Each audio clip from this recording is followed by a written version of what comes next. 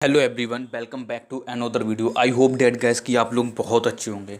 Guys, अगर आप UPSC की तैयारी करने की सोच रहे हैं या आपने मन बना लिया है कि यूपीएससी की तैयारी करेंगे, तो आपके अंदर गाइस बहुत से डाउट्स होंगे। जैसे कि यूपीएससी के अंडर में कौन कौन से एग्जाम्स आ जाते हैं, जैसे कि आईएएस, आईपीएस, आईएफएस, ये कुछ फेमस एग्जाम जो आपको पता होंगे। और इसके अंडर में और भी बहुत से एग्जाम आते हैं जो आज के इस वीडियो में मैं आपको डिटेल में बताने वाला हूँ। और गाइस, आज के इस वीडियो में मैं आपको ये भी बताऊंगा कि यूपीएससी का एग्जाम अगर आप देने जा रहे हैं तो उसके लिए एलिजिबिलिटी क्राइटेरिया क्या होता है, एज लिमिट क्या होती है। ठीक है गाइस। और गाइस, अगर आप इंडिया के बाहर से हैं तो क्या आप एग्जाम दे सकते हो आईएएस का, आईएफएस का, आईपीएस का, कि नहीं दे सकते हो, कि कौन से एग्जाम दे सकते हो यूपीएससी के अंडर में जो आते हैं। अगर आप इंडिया से नहीं है, अदर कंट्रीज हैं, तो कौन सा एग्जाम दे सकते हो। इस वीडियो का मकसद ये है कि यूपीएससी का एग्जाम अगर आप देना चाहते हैं तो उससे पहले ये वीडियो देखना आपके लिए बहुत ज़्यादा जरूरी है, क्योंकि इसमें मैं फुल डिटेल में आपको एक एक चीज़ बताने वाला हूँ कि ओबीसी वाले कितने अटेम्प्ट दे सकते, एससी एसटी वालों के लिए क्या क्राइटेरिया होता है, ये सारी चीज़ें डिस्कशन करने वाले हैं। तो गैस, हम आपको लेके चलते हैं अपने लैपटॉप की स्क्रीन की तरफ। उससे पहले गैस, अगर आप यूपीएससी की बुक्स खरीदना चाहते हैं, बाई करना चाहते हैं, तो ऑनलाइन खरीद सकते हैं किसी भी पब्लिकेशन की। लिंक मैंने डिस्क्रिप्शन बॉक्स में दिया है अमेजोन का। क्लिक करके आप डायरेक्ट अमेजोन पर पहुंच जाएंगे, यूपीएससी की सारी बुक्स आ जाएंगी। आपको जिस पब्लिकेशन की चाहिए आप उस पब्लिकेशन की खरीद सकते हैं वहाँ। तो गाइस, चलते हैं लैपटॉप की स्क्रीन की तरफ।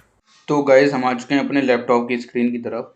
तो यहाँ से अब हम बताते हैं आपको यूपीएससी एक्चुअली में है क्या। यूपीएससी की फुल फॉर्म तो आप यहाँ पर देख ही सकते हैं, union Public Service commission.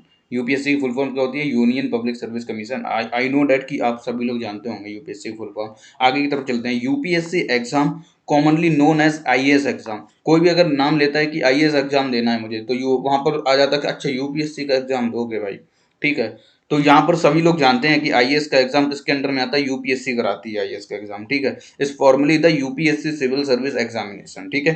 The UPSC civil service examination, CSC, इसकी फुल फॉर्म भी जान लो, सिविल सर्विस एग्जामिनेशन, ठीक है, is one of the examination conducted by the Union Public Service Commission, जैसा कि recruit suitable candidates into civil service of India, including, इसमें कौन कौन से एग्जाम आ जाते हैं, जैसे कि मैंने बताया था आपको, IAS, IPS, IFS and other allied service, ठीक है। और भी इससे संबंधित सर्विसेज आ जाती हैं इसमें, ठीक है। वो मैं अभी आपके आगे वीडियो में बताने वाला हूँ, ठीक है।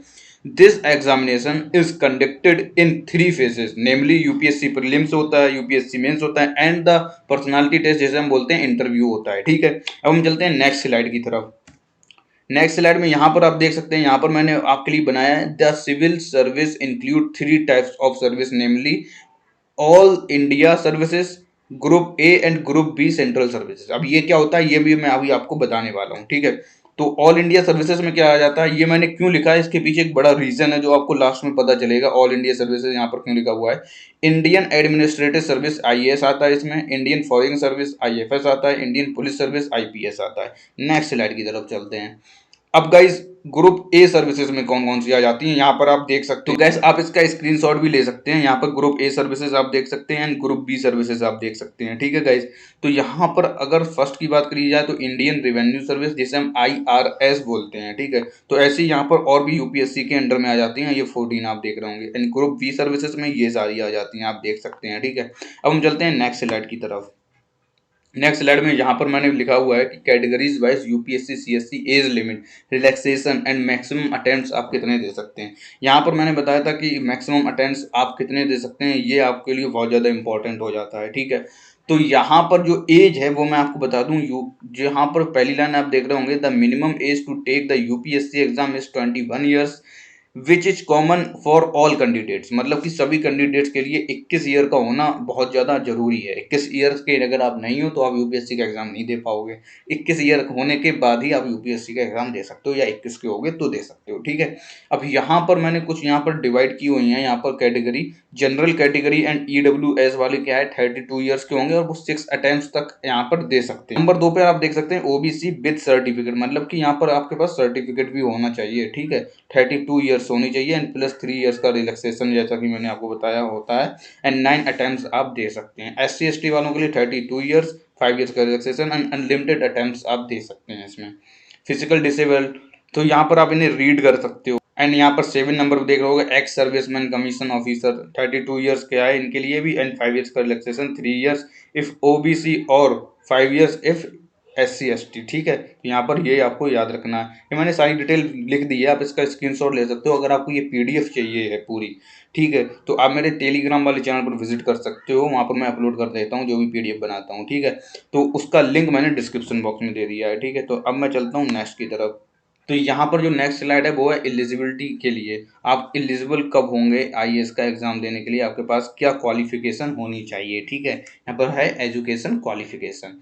तो the various academic requirement as per the IAS eligibility criteria are given below. Number 1 में क्या बोल रहा है कि मिनिमम क्वालिफिकेशन जो आपकी होनी चाहिए, the candidate must hold a degree from government recognised university, ठीक है। अब यहाँ पर बोल रहा है कि आपके पास किसी भी यूनिवर्सिटी का आपके पास क्या होनी चाहिए, एक डिग्री होनी चाहिए। जैसे आपने BA किया हो, BSc किया हो, BCom किया हो, कानपुर यूनिवर्सिटी से किया हो, आगरा यूनिवर्सिटी से, आपके पास एक डिग्री होनी चाहिए। जैसे कि अगर कानपुर यूनिवर्सिटी से किया हो तो वहाँ की आपके पास डिग्री होगी, ठीक है। आगरा यूनिवर्सिटी से किया तो वहाँ की होगी, जहाँ से भी आपने किया हो, ठीक है। तो यहाँ पर नेक्स्ट जो हमारा पॉइंट है वो है candidates who are in their final year, अगर वो फाइनल ईयर में है और या रिजल्ट का वेट कर रहा है, मतलब कि उसने उसने फाइनल ईयर के एग्जाम दे दिए हैं और वो रिजल्ट का वेट कर रहा है, और also eligible to appear for UPSC prelims का जो एग्जाम होता है उसके लिए वो एलिजिबल होंगे, ठीक है। All such candidates who are likely to appear for IAS exam must produce proof of having passed the said examination along with the application for the main IAS exam। ये भी आपको समझना है। नेक्स्ट जो guys हमारा point है वो है candidates having professional and technical qualification recognised by the government as equivalent to professional and technical degree. Medical student who have passed the final year of MBBS वो भी दे सकते हैं, but are yet to complete their internship also have eligibility for IAS। ये आपको याद रखनी है चीजें, ठीक है। यहाँ पर बहुत कम लोग देते हैं, पर फिर भी यहाँ पर आप देख सकते हो, ये इसे नोट डाउन कर सकते हो, ठीक है। All through along with the main examination application a certificate of course completion from the concerned authority to the university institution has to be submitted। अब हम नेक्स्ट पॉइंट की तरफ चलते हैं जो बहुत ज़्यादा इंपॉर्टेंट है, वो भी आप देख लो। तो गैस जो हमारी नेक्स्ट है वो है IAS एलिजिबिलिटी नेशनलिटी, मतलब कि अगर आप इंडिया के हैं तो आप कौन सा एग्जाम दे सकते हो, अगर आप इंडिया के नहीं हो तो आप कौन कौन सा एग्जाम दे सकते हो। यहाँ पर आप देख सकते हो for IAS and IPS candidate must be a citizen of India, India का सिटीजन होना चाहिए। एंड ऑल अदर सर्विसेज में आ जाते हैं candidate must be other citizen of India, subject of Nepal या ए सब्जेक्ट ऑफ भूटान। जो हमारा पॉइंट है वो आप रीड कर सकते हो कि 1 जनवरी 1962 intending to settle in India में परमानेंटली सेटल्ड हो जाना चाहिए।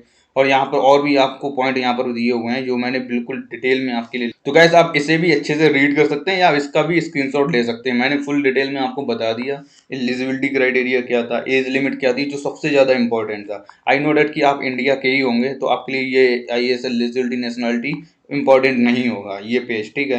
लेकिन फिर भी मैंने यहाँ पर नोट डाउन कर दिया, कोई हो सकता है कोई नेपाल का बंदा देख रहा हो, ठीक। तो गाइज ये थी हमारी UPSC की फुल डिटेल जो मैंने आपको दी। तो गाइज अब आप समझ गए होंगे कि UPSC की तैयारी अगर आप करने जा रहे हैं या करने की सोच रहे हैं तो आपको पता होगा कि अब एलिजिबिलिटी क्राइटेरिया क्या होता है, एज लिमिट क्या होती है, OBC से हो, जनरल से हो, SC ST से हो तो कितने अटैम्प्ट से दे सकते हो, ठीक है। तो अगर अभी भी आपके अंदर कोई डाउट है तो आप मेरी इंस्टाग्राम की ID आकाश भारद्वाज व्लॉग्स पर मुझे मैसेज कर सकते हैं, वहाँ पर मैं आपका रिप्लाई करूँगा। अगर आपने अभी तक फॉलो नहीं किया इंस्टाग्राम पर तो फॉलो कर लो गाइस।